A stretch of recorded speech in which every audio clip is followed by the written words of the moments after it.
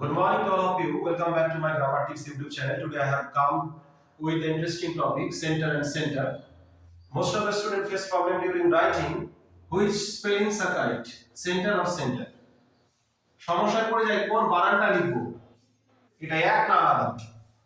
Only difference between these words are the spelling. বানানের শুধু পার্থক্য আর অন্য কিছু নয়। যেমন CENTER শব্দটি এটা হচ্ছে আমেরিকান স্পেলিং, আর এই শব্দটি কি CENTRE, এই শব্দটি ব্রিটিশ স্পেলিং।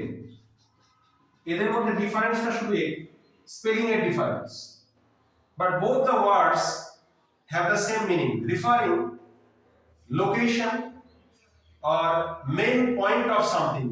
দুটোর মানে কিন্তু কেন্দ্র বোঝায়, কোন জায়গা একটা কেন্দ্রবিন্দু এরকম বোঝাচ্ছে।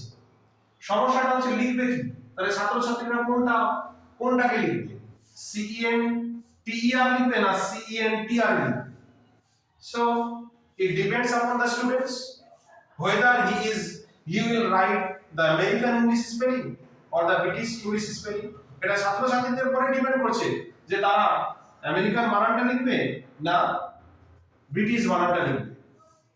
তো যেহেতু আমরা ব্রিটিশ ইংলিশ ফলো করি, তাহলে যদি এটা লেখা হয় তাহলে কোনো ভুল হবে না, বা এটা লিখলেও কোনো ভুল হবে না।